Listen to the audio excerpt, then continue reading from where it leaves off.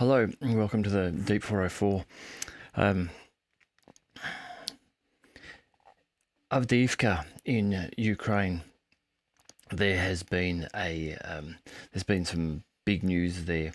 The Russians have made a concerted offensive attempt on Avdeevka, looking to shut down the cauldron that has been formed there for some time. Just go to a little bit of video here.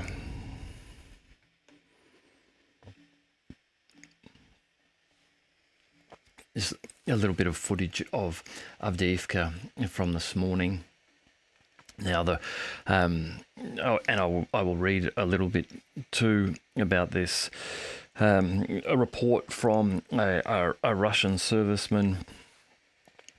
In the morning we went to work. What can I say? I've never seen such artillery barrage throughout the entire war. Everything was flying. Aviation, hail, tornadoes, blazing sunshine. I'm silent about the guns. I'm not even considering anti-tank guided missiles and mortars. All hell broke loose. Even I was stunned.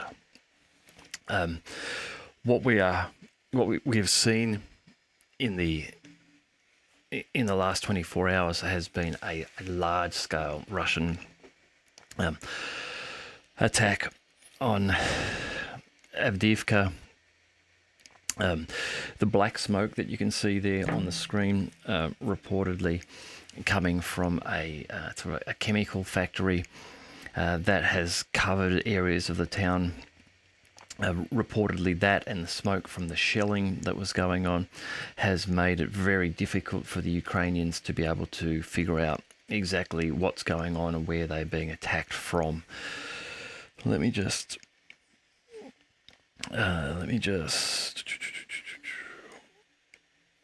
close down this and go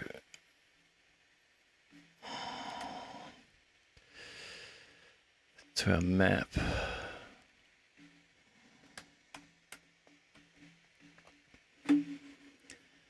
All right, so Avdeevka here in the Donetsk region is just to the northeast of Donetsk city. It has been involved in this conflict since 2014, and it has been the location from which the Ukrainian forces have been shelling Donetsk city. There have been reporters, like Patrick Lancaster is one, who has repeatedly shown video footage of the shelling of Donetsk city, the civilian areas of the city, and this has long reportedly been coming from Avdeevka as the main area. Now, you can see from these lines around Avdeevka, the yellow line and the blue line, the areas of red here are showing where there has been a Russian advance over the last 24 hours or so, and here as well. Prior to the last 24 hours, these yellow lines sort of came straight across here, and this blue line was relatively straight across here. But big pushes in three areas to Avdeevka, and they are cutting off this cauldron around Avdeevka.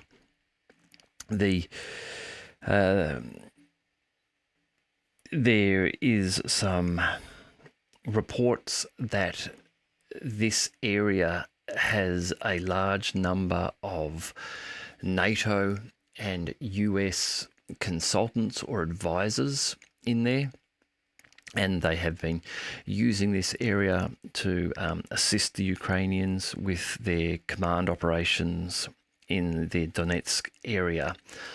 Reportedly, Avdeevka has been heavily reinforced over the last 8 years, so since 2014 or so. The Ukrainians have been reinforcing areas here, and so I think hence why it has lasted so long and why it has been surrounded by this sort of cauldron for some time.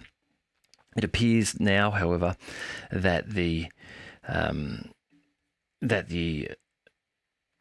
Russians are looking to take control of Avdeevka.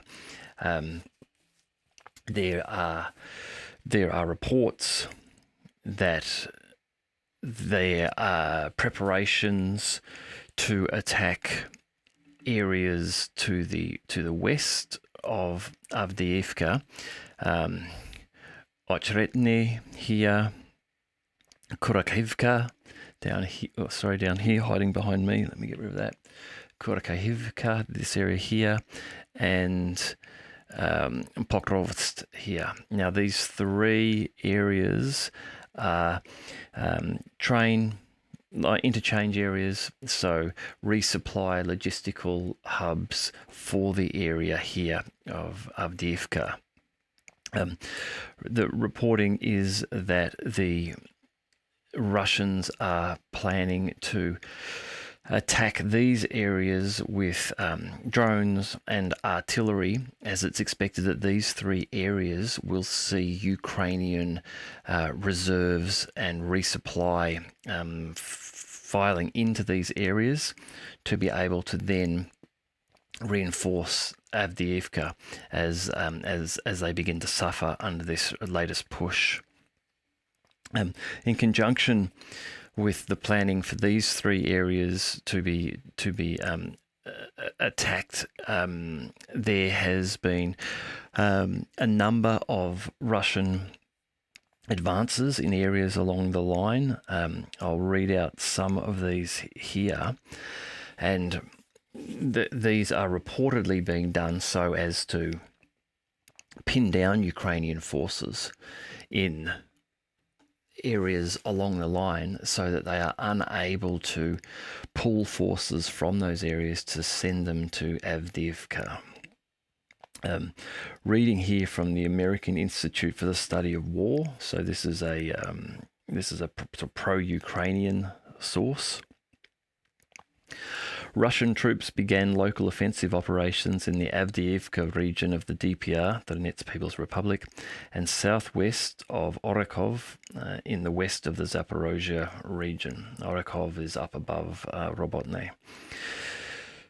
The intensification of Russian offensive operations in the areas of Avdeevka and Zerobyanki coincide with other local offensive actions in the Lugansk People's Republic and the eastern part of the Zaporozhye region. So, as I was mentioning here, there are a number of small local offensive actions the Russians are undertaking, and these are reportedly, at least some of them, are considered to be not necessarily true attacks and pushes, but in some cases they are designed to require the Ukrainians to keep forces in those areas to stop the Russians from advancing, and therefore those troops are pinned there to fight the Russians in that area and are unable to be moved to support Avdeevka.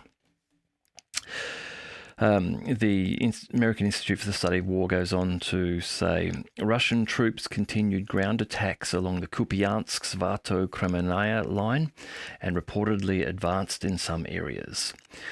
Ukrainian forces carried out unsuccessful attacks in the Kupiansk and Kremenaya areas. Russian troops have carried out offensive operations in the area of western Donetsk and eastern Zaporozhye region and have reportedly advanced. Russian troops have launched a new offensive west of Orcheretyne in the western Zaporozhye region and have reportedly advanced into the area. Russian troops advanced 2 kilometers deep into the Ukrainian defense area of the Pyatyatki line in the far western Zaporozhye area. So that was coming from the American Institute for the Study of War. Reading now from a Russian source. Yesterday, the Russian army launched a large-scale offensive. The main attack was concentrated on the Avdeevka fortified area, which the Ukrainian armed forces have been filling with high-quality concrete for 8 years during the construction of fortifications. After massive artillery preparation, assault units were brought into battle. The height of the northwest of Avdeevka was taken. The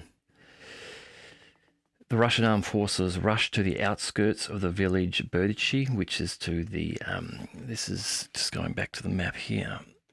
This is this area just here, Berdichi, which is to the northwest of Avdeevka.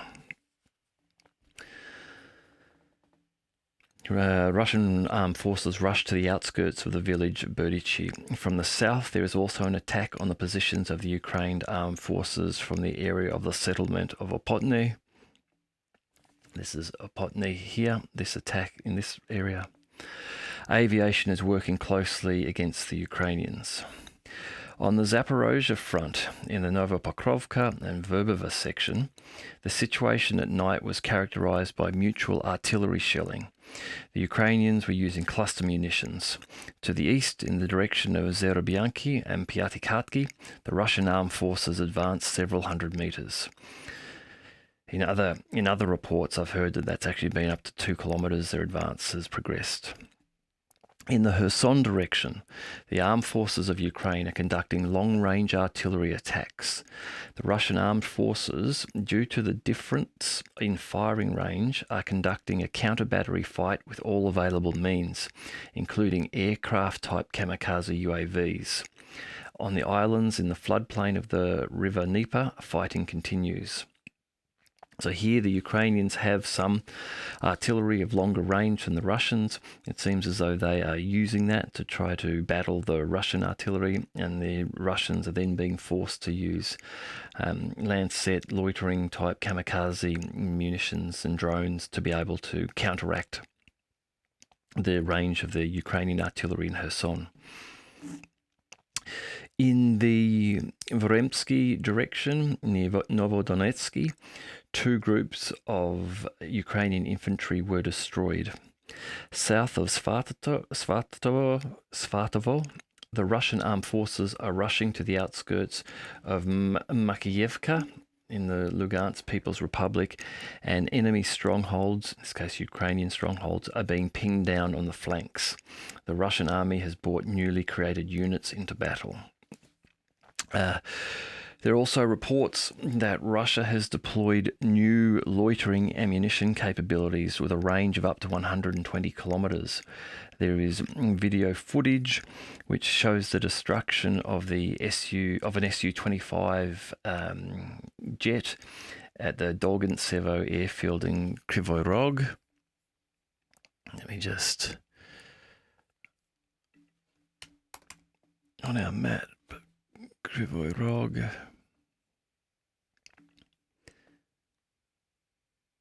So you can see that Kryvyi Rog here is some distance away from the Dnieper River, which forms the border along here. From here to the river, that's 70 kilometers. So yeah, the Russians video footage showing a single plane on the ground being hit by what looks like a Lancet type of drone. Russians increasing the range capability that those unmanned flying drones have now. In terms of the weapons, the reports of Ukrainian weapons turning up in the hands of the Hamas fighters in the conflict in Israel, which has just started, which is just the major conflict which has just started in the last few days. Israeli Prime Minister Benjamin Netanyahu several months ago reported that weapons from Ukraine are already on the border of Israel. He said, "We also have concerns that any systems that we transfer to Ukraine will be used against us because they could fall into the hands of Iran and be used against us. And by the way, this is not a theoretical possibility.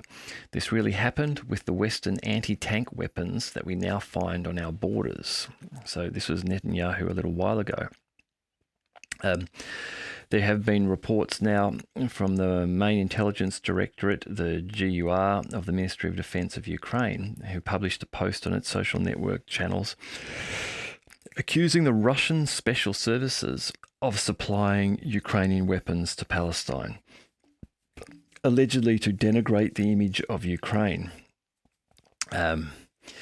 Resources of the SIPSO, which is the Ukrainian Center of Information and Psychological Operations, have been involved in trying to push this message. Now, while it's possible, and I can't disprove that maybe the Russians did send some Ukrainian weapons they captured to Palestinians. However, it does seem, given things like the background of the head of Ukraine's Commission on Military Technical Cooperation and Export Control, has just recently resigned, given that there have been numerous reports of corruption in terms of black market weapon sales from Ukraine.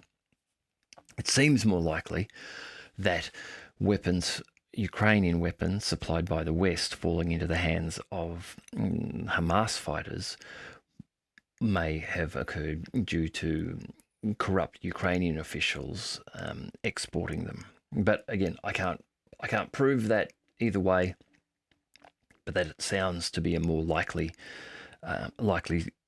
reason for this happening at this stage. In terms of funding for more weapons for Ukraine, President Zelensky has been in interviews stating that Russia will take over Ukraine and will continue and be a threat to Europe if Western aid is to dry up. There is talk now that he may be in luck in that Ukrainian funding may be bundled together with US funding for Israel, and that a bill will be proposed that will contain $50 billion, $25 billion for Ukraine, $25 billion for Israel, and that the current American attitude and level of emotion and desire to support Israel would then allow the Ukrainian funding to also be pushed through, as they would not want to deny Israel its funding. And the Biden administration will work very, very hard to ensure that the Ukrainian funding is tied to the Israeli funding. That's what's being suggested. That's what will happen now. Also, interestingly, reports now that this conflict with Israel and Hamas will be good for Joe Biden. Joe Biden, who's been suffering terribly in terms of approval ratings, with the Ukraine conflict dragging him down, and many people, both in Congress and just general American citizens, starting to question why the American taxpayer dollars are being sent to Ukraine. He may now be in that position of being a war president, a president looking for re-election, who has an ongoing war which the public supports, which may no doubt, or will no doubt, gain him some support. So certainly the media, to a large extent, has dropped Ukraine like a hot potato. The focus, even in Telegram channels, even in a lot of Russian Telegram channels, the news is primarily about Israel and what is happening there, and Ukraine has taken a definite backseat to that. There is reports, again, from Ukrainian Telegram channel resident, that the Ukrainian armed forces are beginning to experience a severe shortage of ammunition and equipment. They say that against the backdrop of supply problems, a decision has been made to save. Units are issued fewer shells, and there is a widespread shortage of ammunition for air defence. Now, this may well be very problematic for Ukraine, the air defense one in particular, because there have already been calls from Israel for the US to support them with resupply for air defense systems. There was, on the first day of the Hamas attacks, reportedly over 5,000 missile rocket attacks from Gaza into Israel. The Iron Dome system was not able to stop all of those, and it will have expended large amounts of their interceptor missiles in defending against that attack. The resident goes on to say that the Office of the President of Ukraine cannot solve these problems, as Western partners complain about empty reserves and the lack of opportunities to increase production. And we've spoken about this many times, but we've spoken about this more often than not from a Russian perspective or an insight perspective, to say that there are problems with the West's ability to produce shells and supply them to Ukraine. This now, I always find the comments from the resident channel to be interesting because they're a Ukrainian channel. And so here they themselves are saying that the West is not able to supply and not able to increase production to be able to give Ukraine the ammunition it needs. Finally,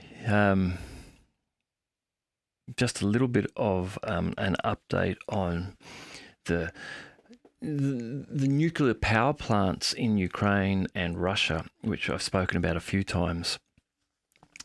Some months ago, there were a couple of unmanned drone attacks on nuclear power plants in Russia. The Kursk power plant being one of them, the facility there. It didn't strike the facility, it landed very close to it, but still it appeared to have roughly been an attempt to attack a nuclear facility. There are reports that Western intelligence services have been preparing Ukrainian special forces and militant groups to attack Russian nuclear power facilities. This is coming from Russian intelligence chiefs Sergei Narishkin. He's suggesting that British armed forces were involved in the training of Ukrainian saboteurs who are planning to attack military and transportation facilities in Russia, including nuclear power plants. Also the director of the Federal Security Service of the Russian Federation, Alexander Bortnikov, reported during a meeting that in August of this year, his agency had apprehended members of a Ukrainian sabotage and reconnaissance group. It was subsequently determined that the saboteurs had received training with the help of and their operations were planned with the help of the British Armed Forces Special Forces. Bortnikov asserted that the actions by the Ukrainian military intelligence and the British mentors should be categorised as nuclear terrorism, as the objectives of this group included conducting sabotage activities at military installations in the oil sector, transportation, critical infrastructure, as well as targeting nuclear energy facilities, specifically the Smolensk and Kursk nuclear power plants. Now, the idea of damaging or incapacitating or risking failure of a nuclear power plant is just a ridiculous level of recklessness. With everything that's going on in this conflict, leaving nuclear power plants alone and operating, I think, is a good idea for either side. For Ukraine, the nuclear power plants within Ukraine, like the Enerhodar Zaporozhye nuclear power plant, there have been reports that came out yesterday, Kirill Budanov, suggesting that his intelligence directorate had made three attempts on getting Ukrainian special forces onto the grounds. They'd been unsuccessful. The Russians had repelled them, but still you wonder just how smart it is to have people fighting at a nuclear power plant. I guess it's relatively easy that something could go wrong. And if it does go wrong and it's in Ukraine, then you've damaged a large area of Ukraine. Similar, the Kursk region. Again, if we go to the Kursk, and just look at the map here. Kursk is just up here at the top. Kursk is not far away from Ukraine. From Kursk central to the border, it's 100 kilometers. So even a Ukrainian attack on a nuclear power plant in Russia is, if it were to go wrong, is quite likely to result in damage, radiation damage to areas of Ukraine. Anyhow, hopefully that there won't be any more attacks or planned attacks on nuclear facilities in Ukraine or Russia during this conflict. All right, that's it. Just a short report tonight. I've also just put one out on what's happening in Israel. So if you have a check on the channel, there's a short Israel one and a short Ukraine one tonight. I look forward to talking to you again very soon.